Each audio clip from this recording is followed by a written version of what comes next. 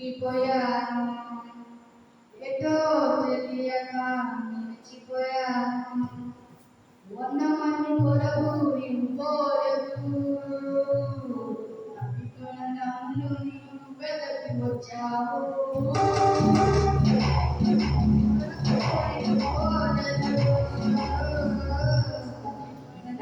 నన్ను వెదకి వచ్చావు.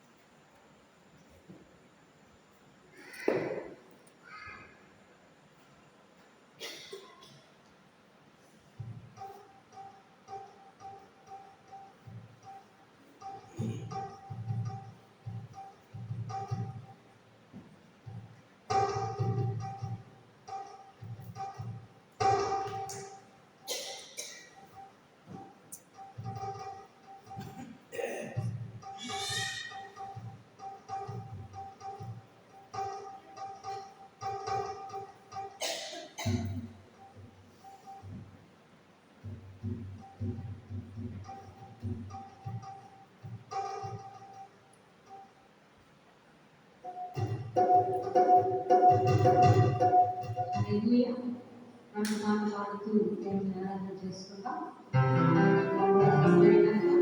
దేవుని ఆరాధించండి.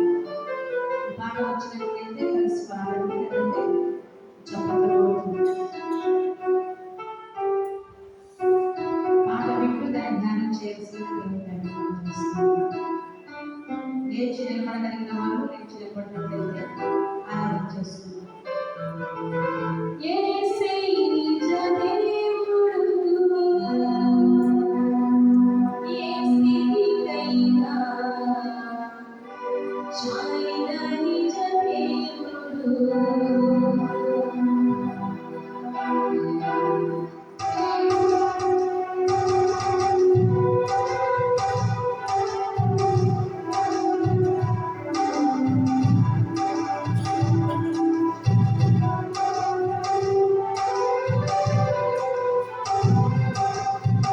యేసే నిజ దేవుడు, ఏ స్థితికైనా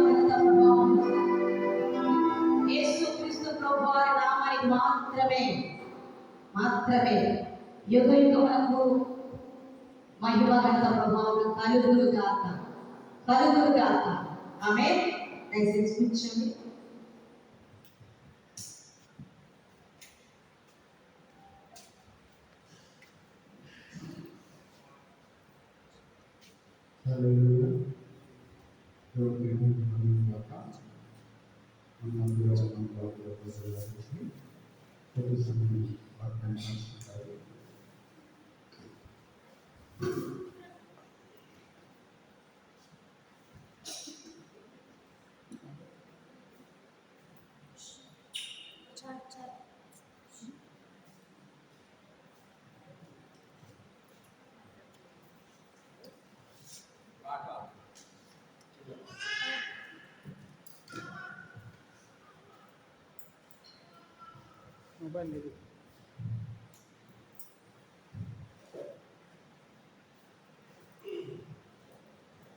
యెహోవా చేత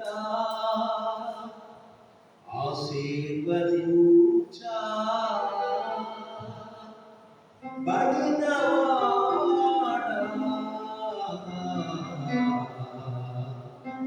లోపలికి రావా బయటనిలువలేదా యెహోవా చేత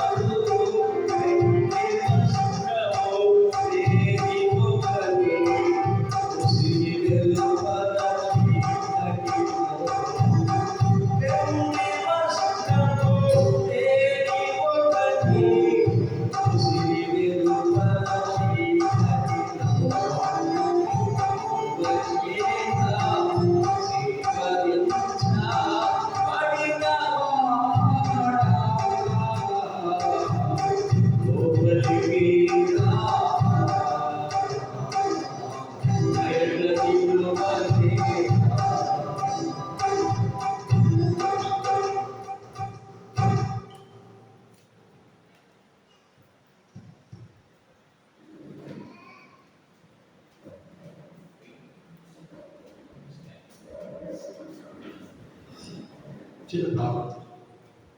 పరిశుద్ధుడా గల దేవా, దేవుని సమయానికి వందనాలు. దినముని మధ్యలో గడ్డము 1000 దినాలు శ్రేష్టమైనదని చెప్పావు ప్రభా.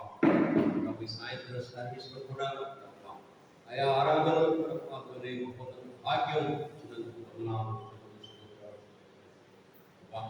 మరి ఈ ఆరాధనలో పాల్గొన్న ప్రతి బిడ్డను బట్టి నువ్వు చూపిస్తున్నా మహిమపరుస్తున్నా భాగస్వామి అర్పించండి. వందనాలు జరిగిస్తున్న ఆరాధన క్రమం బట్టి వందనాలయ్యా. స్తోత్రాలు. సమయంలో నా దేవని వాటి ధ్యానమును ప్రభావ చేయబోతుండగా ప్రభా నేను కాదు మాట్లాడి ప్రభా నేను కేవలం మీ సాధనంగా కోరుకోవాలనుకుంటే ప్రభా నీవే మాట్లాడి పొందమని వారి ఆత్మీయ దానికి సహాయం చేయమని కొద్ది మనం చేసే దిగునామం పెట్టుకొని ప్రార్థించున్నాం.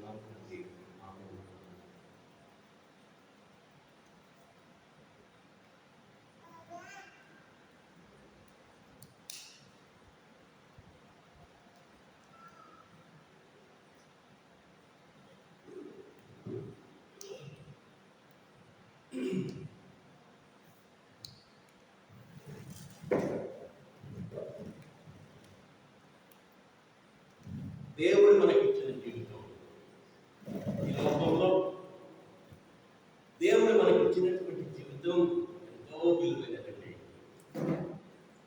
వేలకట్ట లేనిది కూడా చెప్పుకోవాలి. కాబట్టి దాన్ని ఎంతో భద్రం చేసుకోవాలి.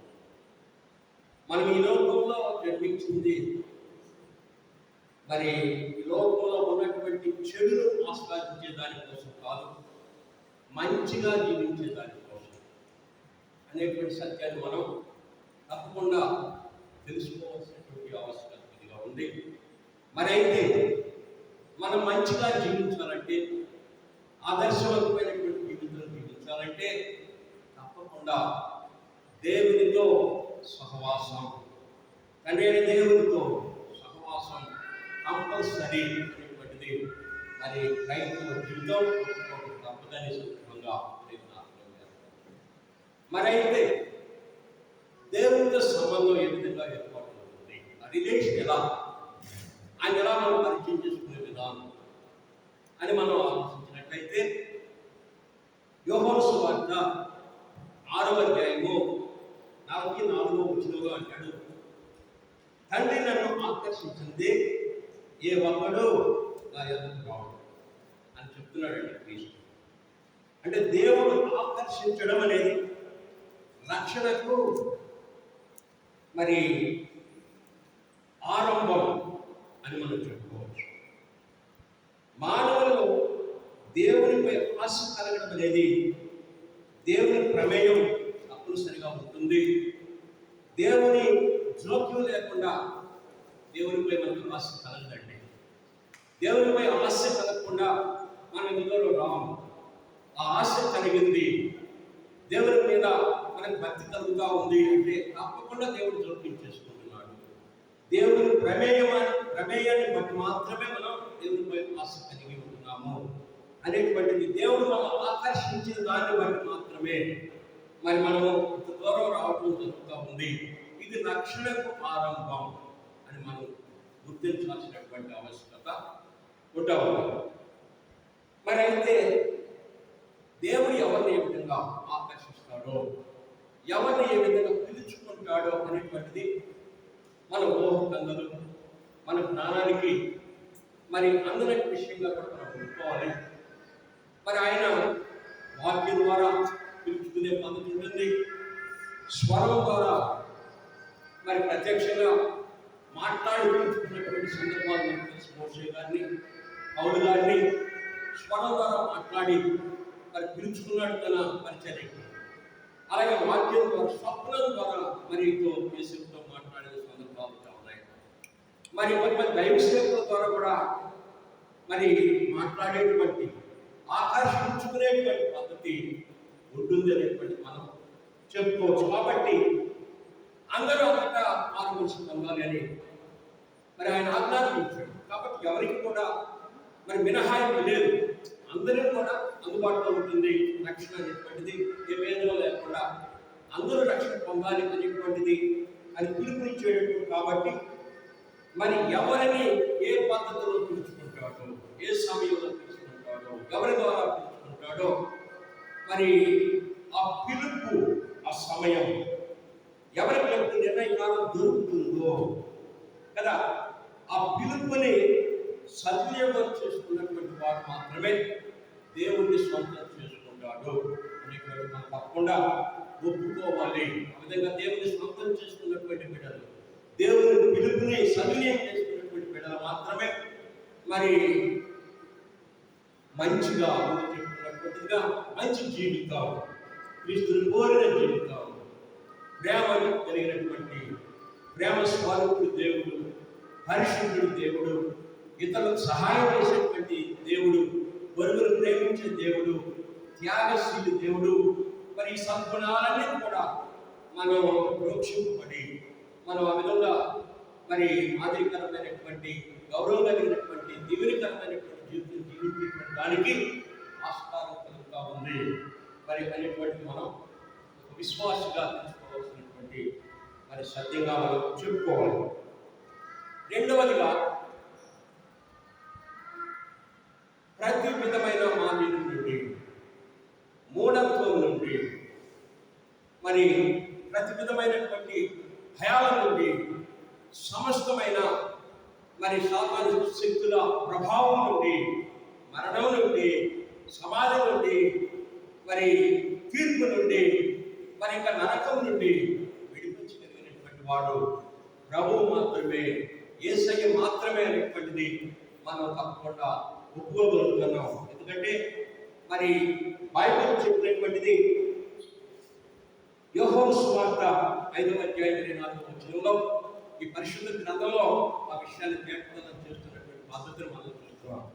అదేంటంటే, ఇదిగో నేను లోకమును జయించున్నాను, నా మాట విని నన్ను పంపిన వారి విశ్వాసం వాడు తీర్పులోనికి రాక మరణంలో నుండి జీవంలోనికి రాస్తున్నాడని చెప్పిన యేసు వారు మాత్రమే ఈ యొక్క మరణం నుండి, సమస్త భయాల నుండి, ఈ యొక్క మరణం నుండి, భయాల నుండి, సమస్తమైన చీకటి శక్తుల, అంధకార శక్తుల ప్రభావం నుండి మనం విడిపించగలిగినటువంటి శక్తిమంతుడు యేసు ప్రభు మాత్రమే అనేటువంటిది మనకి ఇక్కడ ప్రూవ్ అవుతున్నటువంటి సంగతిగా మనం చెప్పుకోవాలి. మరి ఇంకోటి కూడా రిఫరెన్స్ చేసుకోవాలి. మరి ఏదైతే కీర్తన గ్రంథము 48:3లో మరణం తప్పించిన ప్రభు అయినా యెహోవా వశము. కాబట్టి సమస్తమైన చెడుల నుండి తప్పించే దేవుణ్ణి మనం మరి స్తుతించి మహిమపరచాలి, అంగీకరించాలి, మన హృదయంలో తెలుసుకోవాలనేటువంటి సత్యాన్ని మనం మరి తెలుసుకుందాం. తరువాత మరి ఈ విధంగా దేవుని ఈ స్ఫూర్తితో దేవుడు మరి విడిపించేటువంటి స్ఫూర్తితో ప్రజలను సమస్తమైన పాపంలో కొట్టుకుపోతున్నా మరి అశేష జనవాహినిలో నుండి మరి శ్రీమతి మరి గౌరవనీయాలు యేసు గారిని దేవుడు పిలుచుకున్నాడు కదా. మరి సంఘ పరిచర్య ద్వారా, మరి స్వార్థ పరిచర్య ద్వారా మరి ఆమెను బలంగా వాడుకుంటూ మరి దేవుడు ఆయన యొక్క రక్షణ హస్తాన్ని చాపి మరి అనేకులని మాధ్యమాల ద్వారా, యూట్యూబ్ వంటి ఛానల్ మాధ్యమాల ద్వారా కావచ్చు, సంఘ పరిచర్య ద్వారా కావచ్చు, మరి ఆమెను వాడుకుంటూ ఆయన పరిచర్యలో అనేక మందిని రక్షించి మరి పరలోక వాసుల జాబితాలో చేరుస్తున్నాడు. కాబట్టి అందుని బట్టి ఆమెను మనం అభినందిద్దాం. అంత మాత్రమే దేవునికి స్తుతి, మహిమ, ఘనత, ప్రభావాలు ఆరోపించుకుందామని కూడా సందర్భంగా మనం చేస్తా ఉన్నాం. ఆ తదుపరి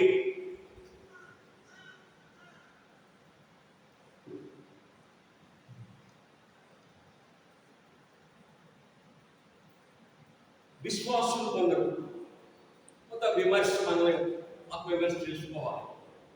మరి ఏమి విడిపించబడ్డామని చెప్తున్నాం కాబట్టి కొందరు విశ్వాసం, ప్రభువుని నమ్ముకున్నటువంటి విశ్వాసం అంటారు, అయ్యా మేము ప్రభువుని నమ్ముకున్నాం, విడిపించబడ్డాం, బాప్తిసం తీసుకున్నాం మరి అని ఈ విధంగా చెప్తారు. కానీ మేము దేవుని నమ్ముకున్నాం, పరిశుద్ధ జీవిత జ్ఞానంలో కొనసాగుతున్నాం, మరి మమ్మల్ని గౌరవించండి, మేము గౌరవప్రదమైనటువంటి మనసుతో నిలబడి ఉన్నాం అని తమకు తామే సెల్ఫ్ డిక్లరేషన్ ఇచ్చుకునేటువంటి పద్ధతిలో మరి జీవితాలు కొనసాగుతున్నటువంటి మెజారిటీ సంఖ్యాకుల విశ్వాస జీవితాలు ఎదురున మనం మరి అబ్జర్వ్ చేయొచ్చు.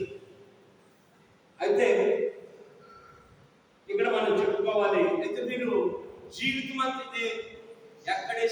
అక్కడే అన్నట్లుగా వారి వ్యక్తిత్వంలో ఏ విధమైన మార్పు ఉందండి. ఆ ప్రాచీన జీవితంలో క్రీస్తుని ఎరగనటువంటి ఆ ప్రాచీన స్వభావం ఏమాత్రం కూడా మార్పుకు నోచుకోదు కదా. మరి అదే మాటలు, అదే బుద్ధులు, అదే మరి కుళ్ళు, అదే మరి పాపము, అవిధేయతలు, మరి ఆ పద్ధతులు ఏమాత్రం కూడా సడలింపు అనేటువంటి ఏమాత్రం ఉండదు. మరి అది ఎంతో విచారకరమైనటువంటి విషయంగా మనం విడుదల పొందుకున్న పద్ధతి లేదు. వారు ఏమాత్రం కూడా ఇంకా పాపం బంధనాలు, చీకటి అనే సాధారణ బంధనాల్లోనే విడిపించకుండా బంధించబడే ఉన్నారు అనేటువంటిది తప్పకుండా మనం ఒప్పుకోవాలి ఆ విషయంలో. మరి విడిపించబడినటువంటి గాడిద కదా శిష్యులు పంపించి మరి యేసుప్రభువు వారు విడిపించాడు దాన్ని కదా. తెచ్చుకున్నటువంటి గాడిద, పూర్తి స్వేచ్ఛ స్వాతంత్ర్యాలు లభించినటువంటి గాడిద, మరి దానికి చేసినటువంటి అది నడుచుకున్న విధానం క్రీస్తును మోసింది కదా. క్రీస్తును మోసింది, స్వేచ్ఛ స్వాతంత్ర్యాన్ని సద్వినియోగం చేసుకుంది ఆ గాడిద కదా. మరి ఆ విధంగా మరి దేవుడు వల్ల ఆకర్షించాడు, రక్షణ ప్రణాళికలోనికి నడిపించాడు, రక్షణ కార్యాన్ని ఆరంభించాడు. దాన్ని సంపూర్ణం చేసుకునేటువంటి బాధ్యత మన మీదే ఉంది కదా. మరి ఆయన విధేయత చూపడం అనేటువంటి దాన్ని మనం మరి వైఫల్యం చెందుతూ ఉన్నామేమో అనేటువంటిది కూడా మనం ఆత్మీయంగా చేసుకోవాలని సందర్భంగా నేను జ్ఞాపకం చేస్తా ఉన్నా. మరి యోబు భక్తుడు చెప్తాడండి, మరి ఏ విధంగా మనం వైఫల్యం చెందుతున్నామో 22:23 అంటాడు, నీవు సర్వశక్తుని వైపు తిరిగిన ఎడలా, నీ గుడారంలో నుండి దుర్మార్గములు దూరంగా తొలగించిన ఎడలా నీవు అభివృద్ధి పొందేదవు. సో మనం అభివృద్ధి చెందాలంటే ఆత్మీయంగా కావచ్చు, భౌతికంగా కావచ్చు. మనం అభివృద్ధి చెందాలంటే మన గుడారంలో నుండి, అంటే మనలో నుండి, మన స్వభావంలో నుండి, మన క్రియల్లో నుండి మరి అన్ని కూడా ఈ దుర్నీతి అనేటువంటి దాన్ని తప్పకుండా తొలగించుకున్నటువంటి పద్ధతి మరి తప్పనిసరి అనేటువంటి విషయాన్ని మనం తెలుసుకోవాలి. దేవుని చేత ఆకర్షింపబడినటువంటి బిడ్డలు తప్పకుండా ఈ దుర్నీతి స్వభావాన్ని తొలగించుకునేటువంటి పద్ధతి ఉన్నప్పుడు మాత్రమే మనం ఆత్మీయంగా అభివృద్ధి చెందగలుగుతాము, భౌతికంగా అభివృద్ధి చెందగలుగుతున్నాము అనేటువంటి సత్యాన్ని మనం తెలుసుకోవాలి. అదే మరి కొత్త నిబంధనలు పౌలు గారు కూడా దేవుని మాటని మరి చెప్పిన సందర్భం కూడా ఉంది.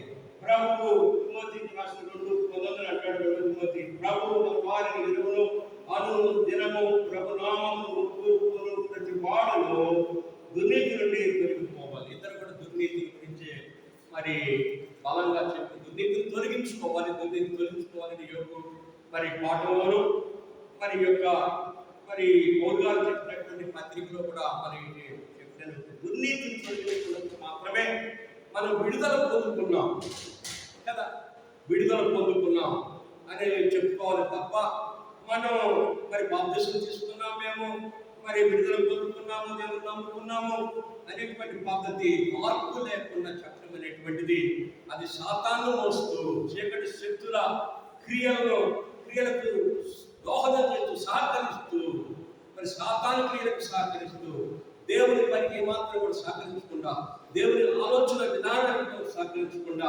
ఆయన ఆత్మను అతిక్రమిస్తూ మరి మేము మారుమనసు పొందాము, విడుదల పొందాము అని చెప్పడం అనేటువంటిది మరి అది ఎంతైనా కూడా సమ్మతం కాదు, అది దేవునికి మరి వ్యతిరేకమైనటువంటిది అని కూడా మనం చెప్పుకోవాలి. నెక్స్ట్ ఇంకోటి, ఇదే పద్ధతిలో మనం మరి వద్దనుకుంటాం, వాక్యం వింటా ఉన్నప్పుడు చర్చకు వచ్చి దైవ సేవకులు బోధిస్తూ ఉన్నప్పుడు మరి ఇప్పటి వరకు మనం బ్రతుకు ఎన్నో అనుభవించాం.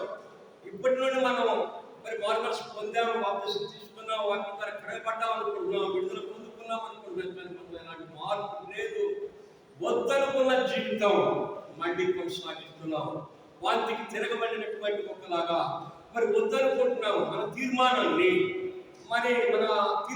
మనమే మనం మరి నెరవేర్చుకోలేనటువంటి దుర్భర జీవితాన్ని మరి మనం అనుభవిస్తూ ఉన్నాము.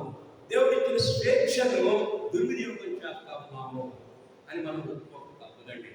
మరి అవాదాలకు దేవుడు సంపూర్ణ స్వేచ్ఛ ఇచ్చాడు కదా. మరి ఆ పండు తినొద్దు, ఆ కాయలు తినొద్దు అని ఆయన నిర్బంధించినట్లయితే పోలీసుడు అయ్యి దేవుడు, ఓ అవ్వ ఆ కాయలు కొయ్యకు, ఆదాము నువ్వు తినవద్దు, తినకండి అని ఆయన అబ్జెక్షన్ పెడితే తప్పకుండా పోలీసులతో సమానం అయ్యేవాడు.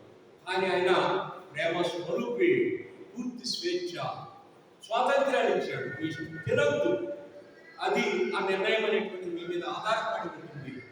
మీరు తినమనా సత్యదరు అజ్ఞాతిక్రమం పాపానికి మరణం.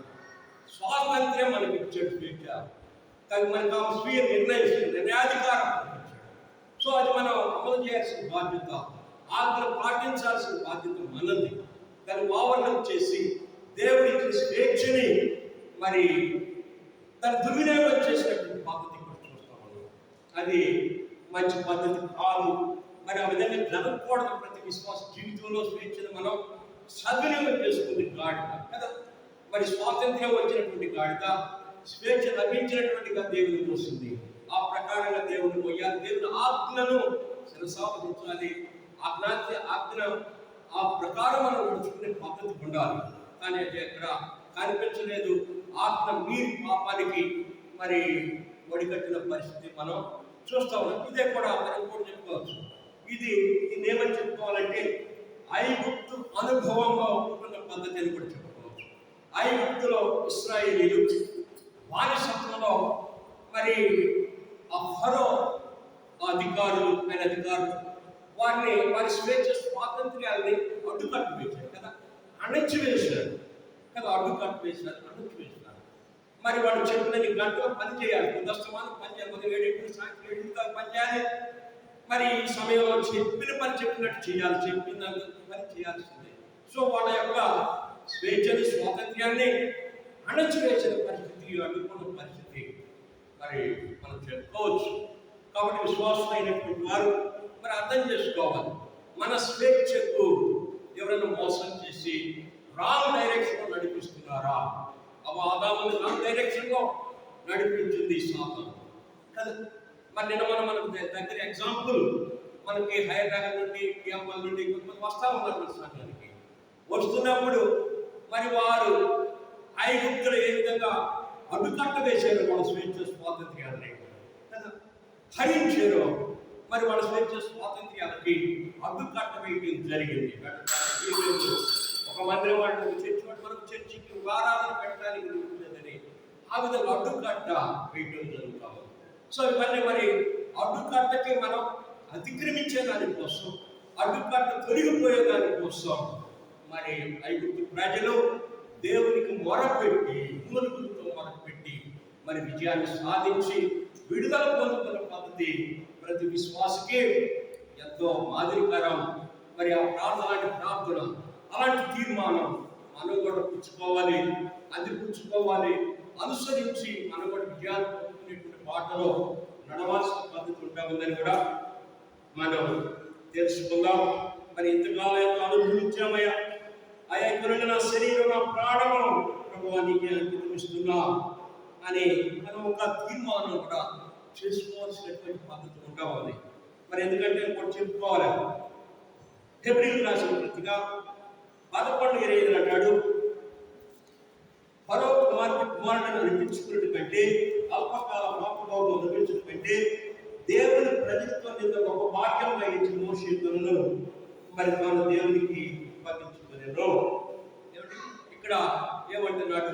అల్పకాల పాపభోగం అంటే పాపం అనేటువంటిది భోగమే కదా, తృప్తిగానే ఉంటుంది, సంతోషంగానే ఉంటుంది, సుఖం ఉంటుంది, తృప్తి ఉంటుంది, సంతోషం ఉంటుంది కదంటే అల్పకాల పాపం. అయితే అది చాలా అల్పకాలము, 5 నిమిషాలు మాత్రమే. ఏ సుఖమైన ఏ సంతోషమైన కూడా 2 నిమిషాలు మాత్రమే. ఆ సంతోషం కావచ్చు, సుఖం కావచ్చు, దొంగతనంగా సంపాదించిన డబ్బులో సంతోషం ఉంటుంది కదా, తిరుగుడులో సంతోషం ఉంటుంది. సో అక్కడ సమాధానంలో సంతోషం ఉంటుంది, సుఖం ఉంటుంది. అది ఎంత అల్పకాలము కదా. పాపము అది భోగము కావచ్చు, పటాల్పకాలము. శాశ్వత విడుదల కోసం తాత్కాలిక సుఖాలను త్యాగం చేయమన్నాడు క్రీస్తు.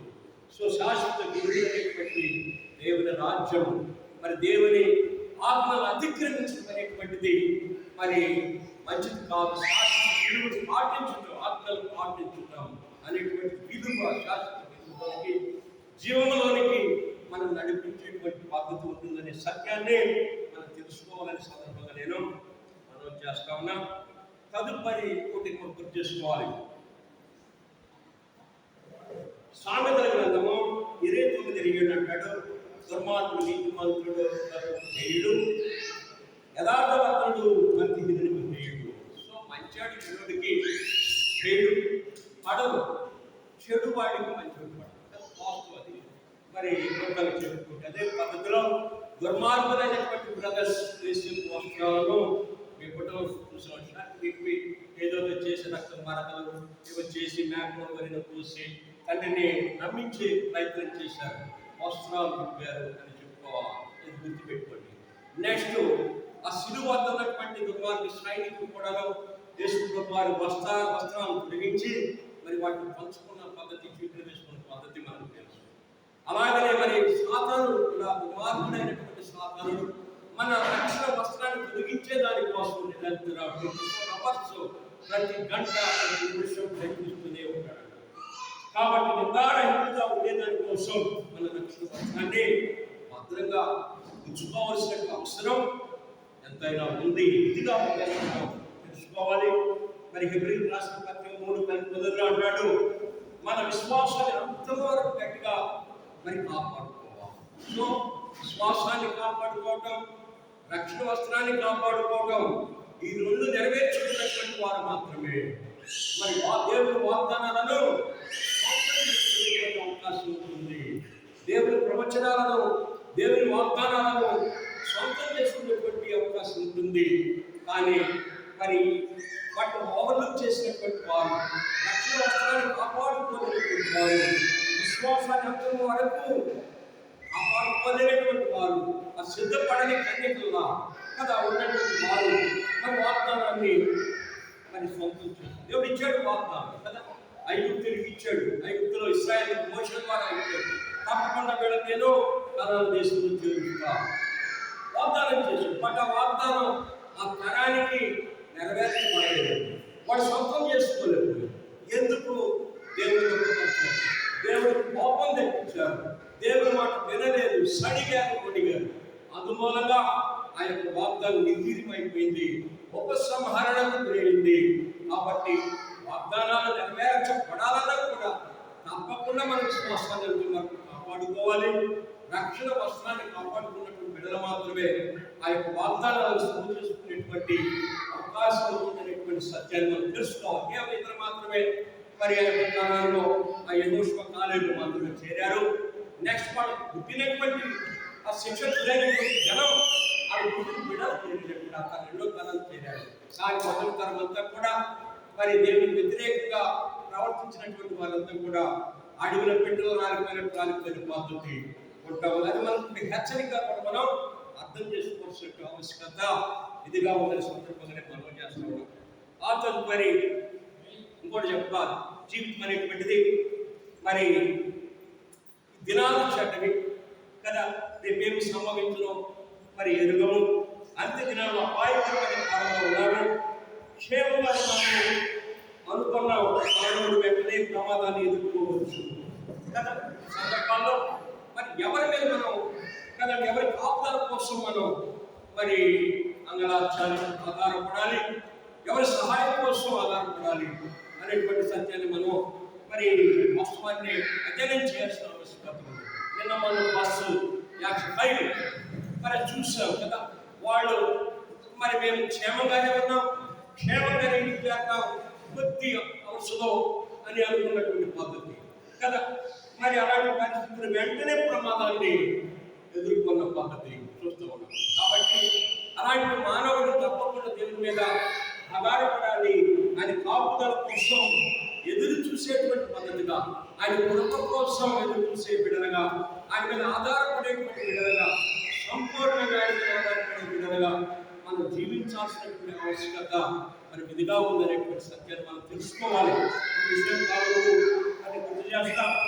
దావీదు భక్తులు రాసినటువంటి ఈ విలాప కీర్తనలో మనం అర్థం చేసుకోవాలి. కీర్తనలో 150 కీర్తనలు ఉన్నాయి. మరి మెజార్టీ కీర్తనలో 350 కీర్తనలో మరి విలాప కీర్తన ఒప్పుకోక తప్పదు కదా.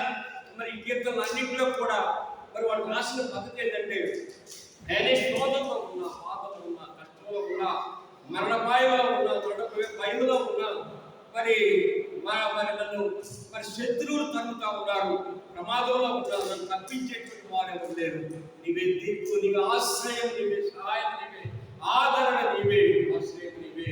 మరి ఈ విధంగా దేవుని మీద ఆధారపడి ప్రార్థన చేసినటువంటి కీర్తనలు మరి 150లో 100 గట్టిగా ఎంతో ఏమాత్రం.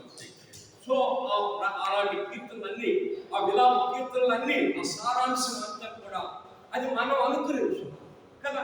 దాన్ని మనం అనుకరించి తప్పకుండా మనం కూడా అదే పద్ధతిలో శోధనలో, వేదనలో, కష్టంలో, దుఃఖంలో ఉన్నప్పుడు మరి హృదయాన్ని కుమ్మరించుకుంటున్నానంట కదా ఆ హన్న.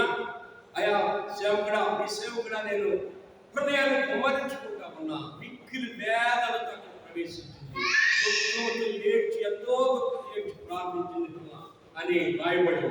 సో ఆ దుఃఖం సొంతలో రొమ్ము కొట్టుకుంటూ ఏడ్చి ప్రార్థన చేసిన పాల్గొంటాము. సో ఆ రీతిగా మనం మరి అవి తగ్గించుకొని మరి దుఃఖంతో ఆధారపడి నీవే ఎత్తుకొని ఈ విధంగా అది కృప కొరకు సహాయం ప్రార్థన చేస్తే తప్పకుండా దేవుడు విడుదలనిస్తాడు అనేటువంటి నమ్మకం ప్రతి విశ్వాసకి ఉండవలసినటువంటి పద్ధతిగా ఉంది అని జ్ఞాపకం చేస్తా ఉన్నా.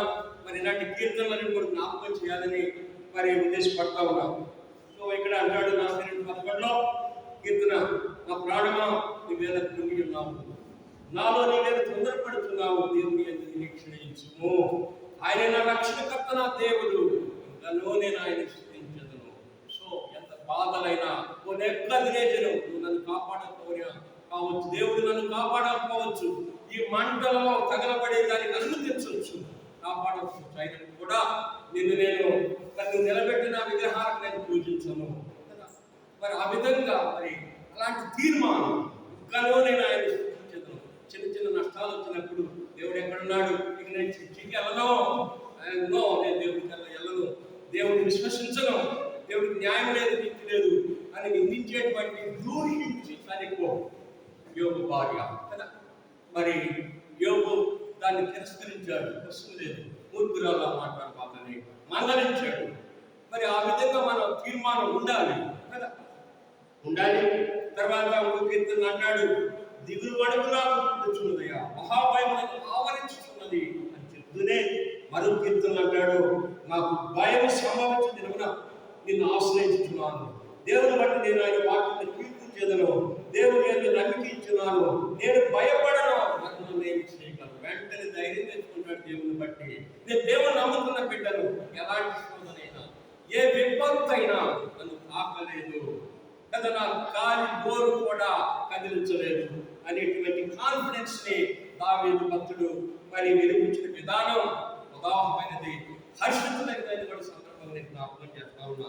అంత మాత్రమే కాదు, మరి దావీదు భక్తుడు ఒక కీర్తనలో ఎలుగెత్తి నేను యెహోవాకు మొరపెట్టుచున్నాను, ఆయన పరిశుద్ధ పర్వతులను నాకు దర్శనమిచ్చును అని డిక్లేర్ చేస్తా ఉన్నాడు. సో ఎలుగెత్తి ప్రార్థన చేసేటువంటి అలవాటు. మరి భక్తులు మన కోసం ప్రార్థన చేయొచ్చు, నేను నీ కోసం ప్రార్థన చేయొచ్చు, నువ్వు నా కోసం ప్రార్థన చేయొచ్చు, సేవకుల సంఘం కోసం ప్రార్థన చేసి దీవించబడచ్చు, సమస్యలు తొలగించబడచ్చు. అయితే వ్యక్తిగత అనుభవం, వ్యక్తిగత సహవాసం దేవునితో ఎసెన్షియల్ అనేటువంటి సత్యాన్ని ఈ యొక్క కీర్తన ద్వారా మనం తెలుసుకుంటా ఉన్నాం కదా. ఆ తదుపరి ఆ విధంగా ప్రార్థన చేసినప్పుడు మరి బూడిదకు ప్రతిగా భూదండనిస్తాడు కదా. నీ జీవితం సన్మానించబడే జీవితంగా మారుస్తాడు దేవుడు. దుఃఖములకు ప్రతిగా ఆనంద ధైర్యాన్ని ఇస్తాడు, నీ దుఃఖములను నాట్యంగా మారుస్తాడు. ప్రార్థన మౌనంగా ఉండకూడదు. ఆ దావీదు ఏ విధంగా మౌనంగా ఉండకుండా దేవుని జ్ఞాపకం చేసుకుని దేవుని మీద ఆధారపడి ఆ విధమైన ప్రార్థన చేశాడు. మరి మనం కూడా దేవుని గుర్తు చేసుకోవడం సమస్యలు వచ్చినప్పుడు, మరి ఆ విశ్వాసం ఎక్కడ ఉండదో, దేవుడు ఉన్నటువంటి నమ్ముకున్న బిడలమేమనేటువంటి స్పృహ కూడా కనీసం ఉండదు. మన స్పర్శ లేనటువంటి పద్ధతిలో ఉంటాడు షుగర్ పేషెంట్ లాగా.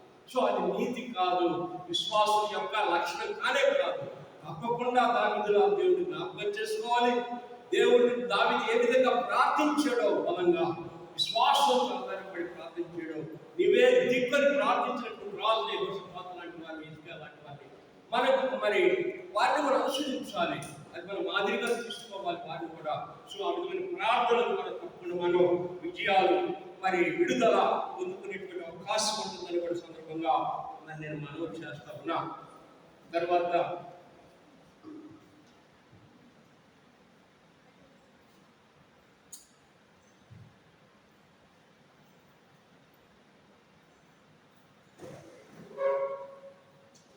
చివరిగా అయితే దేవుడు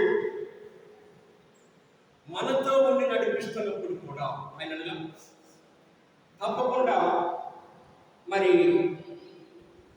సమస్యలు వస్తాయి కదా. దేవుడు మనతో ఉండి ఆయన సన్నిధి మనతో ఉండి నడిపిస్తున్నటువంటి సందర్భంలో కూడా తప్పకుండా శోధనలు వస్తాయి అనేటువంటి దానికి ప్రబల తార్కాణం ఉదాహరణగా మనం చెప్పుకోవాలంటే ఐగుప్తీయులను మోషే నాయకత్వంలో దేవుడు నడిపిస్తా ఉన్నప్పుడు ఎర్ర సముద్రం ఎదురొచ్చిన సందర్భం మనం జ్ఞాపకం చేసుకోవాలి. ఎర్ర సముద్రం అనేటువంటి శోధన, విపత్తు, ఆటంకంగా మనం అంగీకరించుకుంటాం. అయితే దేవుడు వెంటనే దాన్ని తొలగించాడు కదా. తొలగిస్తాడు దేవుడు సమస్యల్ని అనుమతించినప్పటికీ మరి తప్పకుండా వాటిని అధిగమించేటువంటి మరి అవకాశాలు కూడా ఆయన మనం కలుగు చేస్తాడు. ఆ యొక్క ఎర్ర సముద్రుడు పాయలుగా చేర్చబడింది. మరి అడ్డొచ్చినటువంటి ఆ ఎర్ర సముద్రుడు పాయలుగా ఓడలుగా నిలబడి మరి ఈ యొక్క మరి ఇశ్రాయేల్ దాటిపోయే దానికోసం సహకరించినటువంటి పరిస్థితులు మనం చూస్తాము. దీన్ని బట్టి మనం ఏం అర్థం చేసుకోవాలి? మనల్ని డిస్ట్రక్ట్ చేసినటువంటి మరి శత్రువులు ఎవరైతే ఉన్నారో, ప్రజలు ఎవరైతే ఉన్నారో వాళ్ళే మరి పక్కన గోడలుగా నిలబడి మీరు మరి మీ కార్యాలు మీకు సజావుగా చేసుకోండి అని, మీకు అడ్డు రావని సహకరించే పరిస్థితులు దేవుడు కల్పిస్తాడు అనేటువంటి సత్యం కూడా ఇక్కడ మనకి అర్థమవుతా ఉంది. అడ్డు వచ్చిన వారి తొలగి మీరు వెళ్ళండమ్మా, మేము మిమ్మల్ని అనుమతిస్తున్నాం, మీ జోలికి రాము, మేము సహకరిస్తున్నాం కదా, మీకు స్నేహితుల్లా, బంధువుల్లా, సహకారులా మీకు మేము సహకరిస్తున్నామే తప్ప అడ్డు రాము, అడ్డు తొలుగుతున్నాము అని మరి సహకరించే మరి ఆ విధమైనటువంటి మరి సందేశాన్ని కూడా అక్కడ మనం అర్థం చేసుకోవడానికి ఆస్కారం కలుగుతాం. అది మాత్రమే కాదు, మనల్ని ఇబ్బంది పెట్టినటువంటి శత్రువులని పగదీర్చుకున్నట్టు ఆ విధంగా తరిమినటువంటి వారిని ఆ సముద్రంలో ముంచి చంపినటువంటి పద్ధతి కూడా, మనల్ని ఇబ్బంది పెట్టినటువంటి వారిని దేవుడు మరి శిక్షిస్తాడు. మన తరఫున యుద్ధము ఆయన యెహోవాది, మరి శిక్షించటము ఆయన పని మన తరఫున అని అన్నటువంటి దాన్ని అక్కడ నెరవేర్చాడు.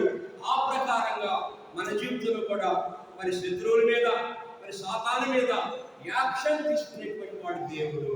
కాబట్టి దేవుని మీద విశ్వాసంతో, మొత్తంగా దేవుని మీద విశ్వాసంతో మనం మరి ఎండిపోయి మరి విశ్వాస జీవితాన్ని, భక్తి జీవితాన్ని పెంపొందించుకుంటూ పరిపూర్ణ విశ్వాసంతో ముందుకు పోతే దేవుడు మనకు కావాల్సిన ప్రతి మేలు చేస్తాడని తెలియజేస్తూ కొద్ది మాటలు దేవుడు దీవించి ఆశీర్వదించిన కాక. వాక్యం కోసం అందరూ ప్రార్థన చేస్తాం. అందరికీ వందనాలు.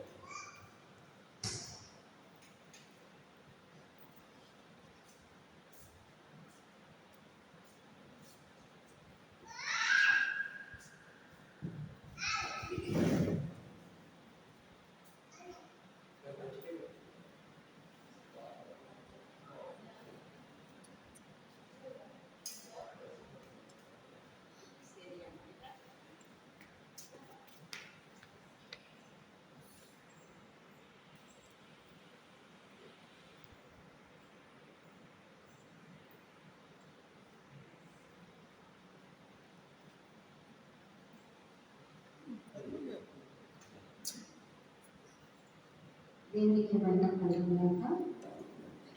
ఇప్పటివరకు దేవుడు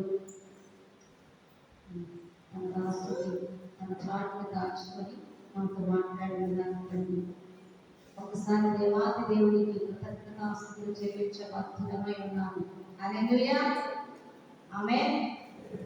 చిన్నమంద హల్లెలూయా చెప్తారా? హల్లెలూయా.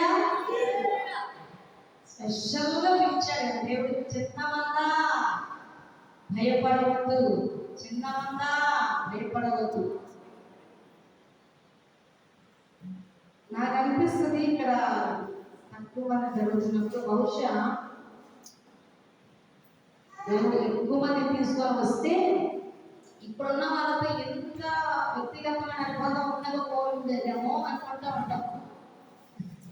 అంటే ఇంత దగ్గరగా స్నేహభావన కుటుంబాన్ని అర్థం చేసుకున్నట్టు, అంటే దేవుడు కల్పించినటువంటి ఐక్యత, దేవుడు ఇచ్చినటువంటి ఐక్యత, ఇది దేవుడి చిత్తం. ఈ ఐక్యత కొరకు దేవుడు ఏం చేశాడంటే శత్రువులకు అనుమతి ఇచ్చాడు కట్టడ చేయడానికి. దేవుడు అనుమతిస్తేనే తప్ప ఎవరు ఆపగలరు అని సంగతి ఇక్కడ అనుకున్నారు. అందుకే మనకు భయము లేదు. అయితే నేనైతే ఎప్పుడు తప్పించుకుందామని చూస్తాయి మధ్య వాక్యం కదా చెప్తే చేసి చక్కగా దాని గురించి ఆలోచిస్తూ మళ్ళీ ధ్యానం చేసుకుంటూ సరి చేసుకుంటానికి ఇష్టపడుతుంది ఈ మధ్య. అయితే దేవుడు నాకు ఉదయం నుంచి మాట్లాడతాను, కొన్ని మాటలు ఇచ్చారు. ఉదయకాల సమయంలో గంట పైన మాట్లాడటం జరిగింది ఆనందంలో. దేవుడు గంభీరమైన తన మాటల ద్వారా ధైర్యపరిచారు. మాట్లాడుతున్నప్పుడు ఇక్కడ కొన్ని మాటలు ఇచ్చారు. నేను జస్ట్ వాటిని మొబైల్లోనే సేవ్ చేసుకుని ఉంచుకున్నాను. అంత మట్టుకే దేవుడు ఇంకా చివరి సమయానికి ప్రేరణ కలుగు చేస్తే మాట్లాడతాను, అడుగుతా ఉన్నాడు వరకు. అయితే అన్న లాస్ట్లో చెప్పినటువంటి విషయాలు, దేవుడు మనతో ఉన్నా, దేవుడు మనతో ఉన్నా, దేవుడిని మనం వెంబడిస్తున్నా, దేవుడు మనకు తోడుగా ఉండి నడిపిస్తున్నా కూడా సమస్యలు వస్తాయి అనేటువంటి సత్యం, అది సర్వసత్యం. దీని గురించే ఉదయకాల సమయంలో కొంతమంది చెప్పడం జరిగింది. అయితే దానిని కొనసాగింపుగా ఒక భక్తుని గురించి జ్ఞాపకం చేసి ముగించాలని ఇష్టపడుతున్నాను. పరిశుద్ధాత్మ దేవుడే బలవంతం చేస్తూ ఉన్నారు. నేను బలవంతంగా ఆపుకోవాలనుకున్నా దేవుడు ఆపడు.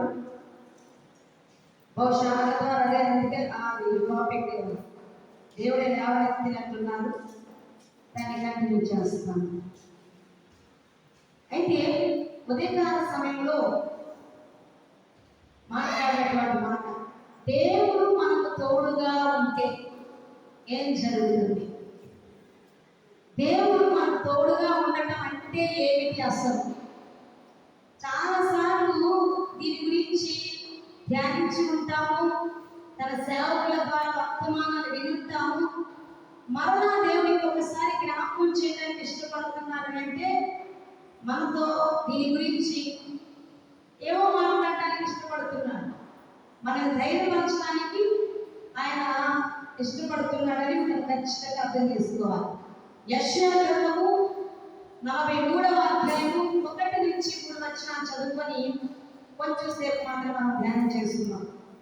యెషయా గ్రంథము 43వ అధ్యాయము 1 నుంచి 3 వచనాలు.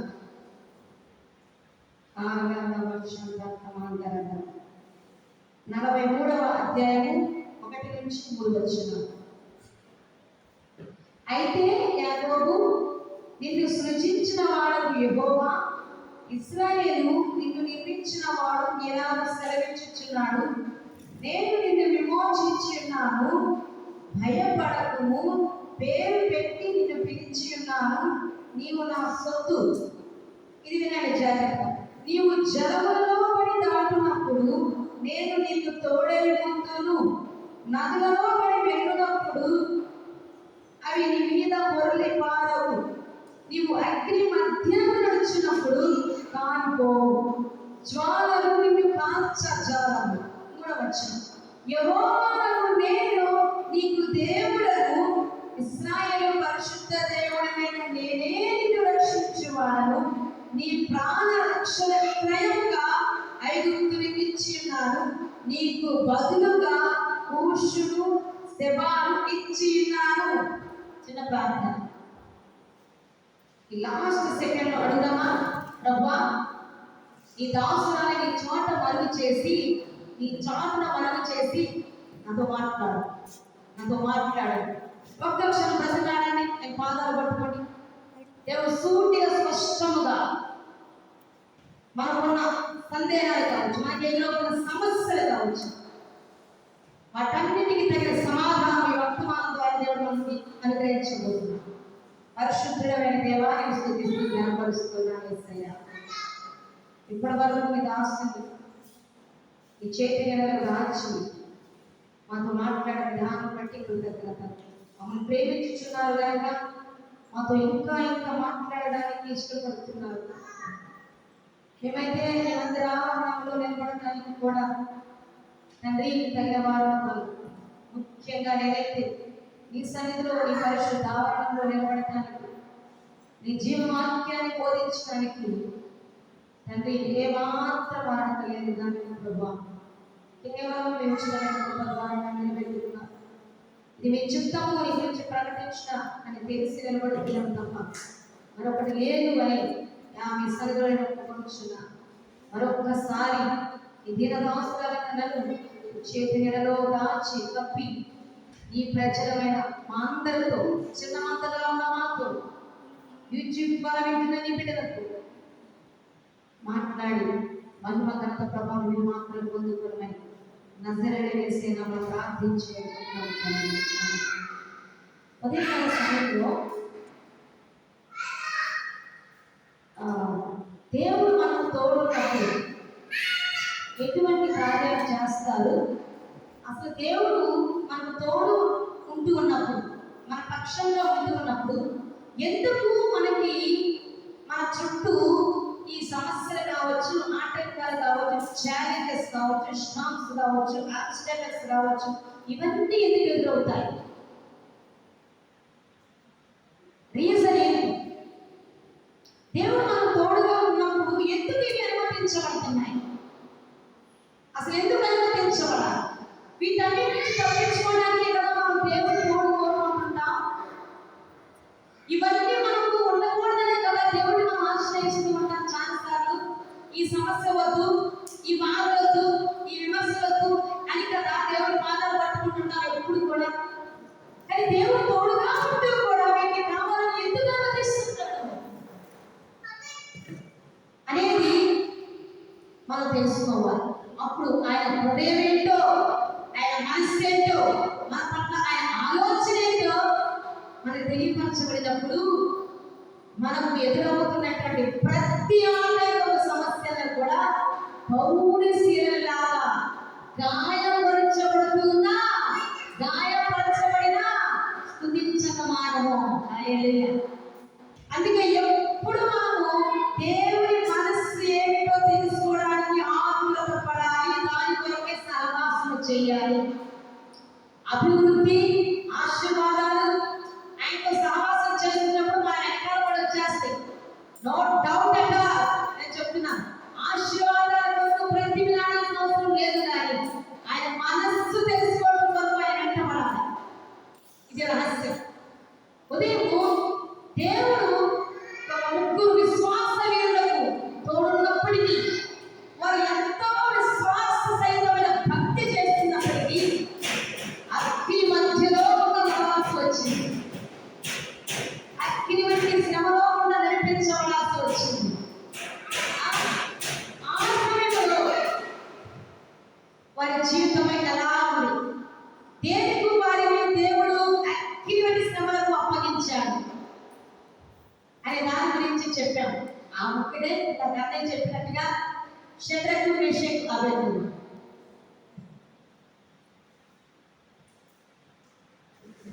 వాళ్ళు చాలా చాలా విశ్వాసనీయులు కదా.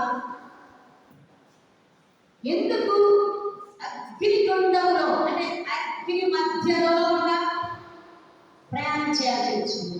ఎందుకు అగ్ని వంటి శ్రమలో పడాల్సి వచ్చింది? చదువుకున్న భాగం అదే కదా. నీవు జలములలో పడి దాటినప్పుడు,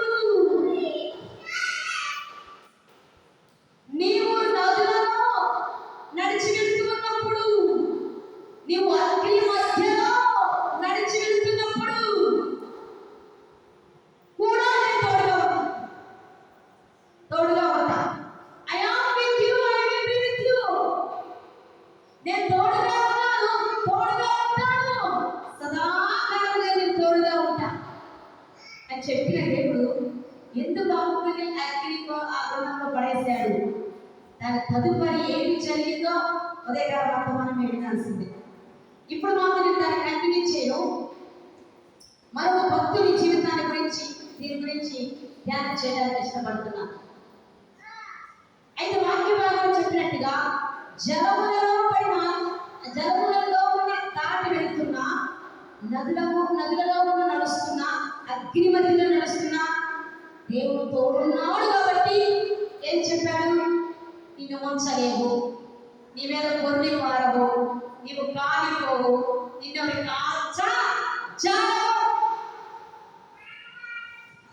అది సత్యం. ఎటువంటి ఏ రకమైన సమస్య వచ్చినా దేవుడు ఒక వ్యక్తిగా తోడుగా ఉన్నప్పుడు ఆ సమస్యలు ఆ వ్యక్తిని ఉంచలేవు. మునిగిపోతున్నట్టుగా ఉంటుంది, చస్తున్నట్టుగా ఉంటుంది కొన్నిసార్లు, కానీ చావు బ్రతికే ఉంటాం. మునిగిపో, అవి మనల్ని ఉంచలేవు. ఎందుకంటే దేవుడు వాటిని అనుమతించడానికి ఒక రీజన్ ఉంది, ఒక పర్పస్ ఉంది. అక్కడ నాకు పదే నాకు ఒక మాట జ్ఞాపకం వస్తుంది. ఉదయం కూడా చెప్పాను, నేను మన ఈ మధ్య ఇంగ్లీష్ మెసేజ్ కూడా చెప్పాను. అది మళ్ళా జ్ఞాపకం చేస్తున్నాను. Listen carefully. God began to remove the Red Sea. He parted him. Sometimes God doesn't remove your problem. He makes a way through them. కొన్ని సందర్భాల్లో దేవుడు నీకు ఎదురవుతున్న సమస్యలను తొలగించడు. కొన్ని సందర్భాల్లో వాటిని రిమూవ్ చేయడు. వాటిలో ఉన్న మార్గము సరళం చేసి నడిపిస్తాడు. హల్లెలూయా. ఎర్ర సముద్రాన్ని వారి ఎదుట నుంచి తొలగించలేదు, కానీ ఆ అడ్డంకులో ఉండే వాళ్ళు చక్కగా నడవడానికి ఆరిన నేల వంటి మార్గమును సరళం చేశాడు. వారు ఎక్కడికి వెళ్ళాలో ఏం చేయాలో చేయడానికి ఈ అడ్డొచ్చిన ఎర్ర సముద్రం చతికిల పడిపోయేలా చేశాడు.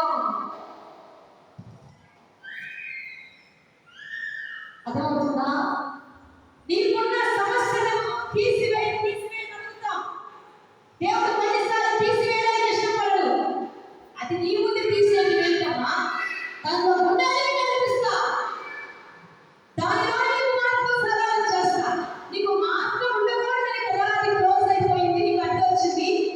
ఆ అడ్డుని బద్దలు కొట్టి దానిలో నీ వరకు మార్గము సరళం చేస్తా. ఎందుకు?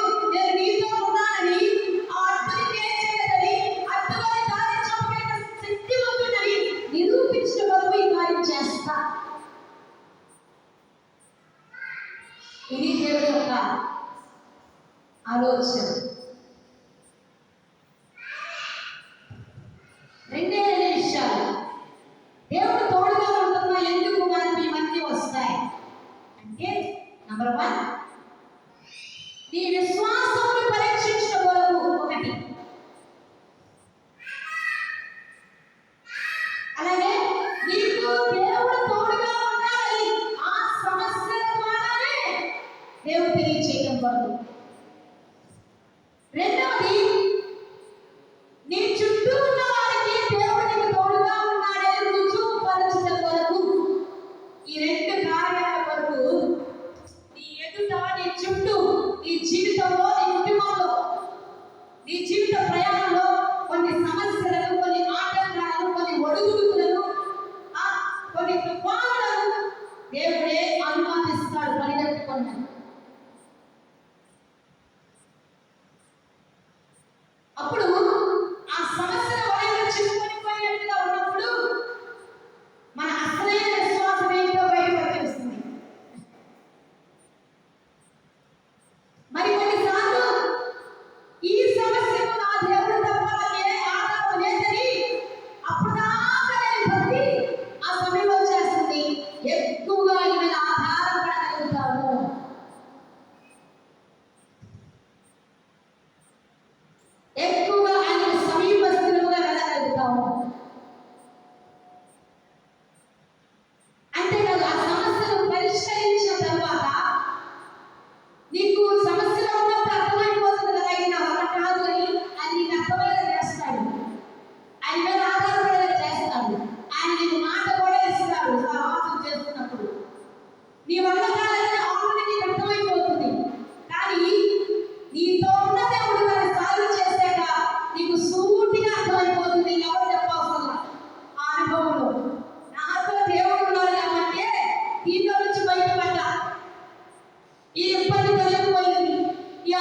తొలగిపోయింది, ఈ కార్యం జరిగిందని నువ్వు హృదయపూర్వకంగా దేవుడు నీతో ఉన్నాడని గ్రహించడానికి అప్పుడు వస్తావు. రెండవదిగా ఏం జరుగుతుంది? నువ్వు సమస్యలు ఆటంకాలు ఉన్నప్పుడు మిగిలిపోతుంటావే, మాకు వ్యాపారం అయిపోతుంది కదా, మన బిహేవియర్ తెలిసిపోతుంది, మన కుటుంబం తెలిసిపోతుంది కదా, చుట్టూ ఉన్న వారికి, దగ్గరగా ఉన్న వారికి తెలిసిపోతుంది కదా. అప్పుడు ఆ సమస్యలో ఉన్నప్పుడు ఎవరెవరో ఏమేమో మాట్లాడుతుంటారు, వాళ్ళు మాట్లాడుకుంటారు, వాళ్ళ పని అయిపోయింది, వీళ్ళ పని అయిపోయింది, ఇక లేవలేరు, ఇక అది జరగదు. ఈ మాటలు కొన్నిసార్లు మీకు కూడా వినిపిస్తాయి సమస్యలో ఉన్నప్పుడు, కొన్నిసార్లు వాళ్ళు మాట్లాడుకుంటారు. అన్ని దేవుడు వింటా ఉంటాడు, అన్ని దేవుడు ఆలకిస్తూ ఉంటాడు. వాటన్నిటికీ సమాధానం చెప్పడానికి సమస్యలు తొలగించినాక నీకు మాత్రమే కాదు, దేవుడు తోడున్నాడని అర్థమయ్యేలా చేసేది నీ చుట్టూ ఉన్న వారికి అర్థమయ్యేలా చేయడానికి వాటిని అనుమతిస్తాడు. అప్పుడు అసలు లేవాలనుకున్నాము, ఇది జరగాలనుకున్నాము, ఇది జరిగిందంటే అమ్మో దేవుడే వీరితో ఉన్నాడు, దేవుడే తప్ప దీని గురించి మీరు ఎవరు వినిపించలేరు అయితే అప్పుడు అర్థమవుతుంది. మనకి చెప్తే అర్థం కాదు, సమస్యలు ఉంటే అర్థం కాదు. సమస్యను తొలగించిన తర్వాత ఏదో ఒక అద్భుతం మీ జీవితంలో చేసిన తర్వాత వాళ్ళని కూడా బోధించాల్సిన అవసరం స్పెషల్గా వీరితో దేవుడు ఉన్నాడు, దేవుడు ఉన్నాడు అని చుట్టుపక్కల తెలిస్తే ఏం చేస్తారు? ఏం జరుగుతుంది? నంబర్ 1, భయం కలుగుతుంది. వాళ్ళకి భయం కలుగుతుంది. నీ గురించి వ్యతిరేకంగా మాట్లాడుతున్న వాళ్ళకి భయం కలుగుతుంది. ఒకేసారి వాళ్ళకి భయం కలిగించేవాళ్ళు ఏం చేస్తాడు? సమస్యను అనుమతించినట్టుగా అనుమతించి వాళ్ళ పనులైతే మీ జీవితంలో వచ్చిన సమస్యలను దేవుడు ఏం చేస్తాడు? కొన్నిసార్లు రిమూవ్ చేస్తాడు, కొన్నిసార్లు సమస్యను చేయించే శక్తి వల్ల మారుస్తాడు, కొన్నిసార్లు ఆటంకాలనే మార్గాలు సరళం చేసి మీరు ఏది అడుగుతున్నారో దేవుని అది చేసి చూపిస్తాడు. అంతే. అదే శబ్దంలో విషయంగా జీవితంలో దేవుడు చేసేసాడు. ఇలా దేవుడు అగ్నిగుండంలో కూడా వచ్చేసాడే, వీళ్ళతో ఉంటాడు అని సువార్త ప్రకటించాడు. దేవుడు చేశాడు. హల్లెలూయా. ఇప్పుడైతే నేను చెప్పదలసిన మాట ఏంటంటే, దేవుడు నీకు తోడై ఉన్నాడని నీ చుట్టూ ఉన్నవారు తెలుసుకోవాలని నీకు కొన్ని సమస్యలను అనుమతిస్తున్నాడంటమ్మా, కొన్ని ఆటంకాలు కూడా నడిపిస్తున్నాడంట, ఇటువంటి ప్రయాణం చేయిస్తున్నాడంట. భయపడవద్దు. ఎందుకంటే నిన్ను బట్టి కొందరికి భయం కలగాలని ఈ సమస్యలను నీకు అనుమతించాడు, నువ్వు భయపడడానికి కాదు. హల్లెలూయా. అరే రవాషా, మీరు భయపడుతున్నారు కానీ మీ సమస్యను చూసి, మీ సమస్యలను మీరు జయించిన తర్వాత, ఆటంకాలలో మార్గాలు సరళం చేసిన తర్వాత దేవుడు కొందరికి భయాన్ని కలిగించాలనుకుంటున్నాడు. మీతో ఉన్న దేవుడే వారికి ప్రత్యక్షపరచుకోవాలని ఇష్టపడుతున్నాడు. అంటే మీ శత్రువులకు దేవుడు భయాన్ని కలిగించేయడానికి మీకు కొన్ని సమస్యలను అనుమతించాడట అనిపిస్తున్నాను. బైబిల్లో గొప్ప భక్తుడు దావీదు ఉన్నాడు. దావీదు కొన్ని ఈ వాక్యానికి సంబంధించి మాత్రమే మాట్లాడతాను కొన్ని నిమిషాలు. దావీదును దేవుడు అభిషేకించిన తర్వాత శక్తి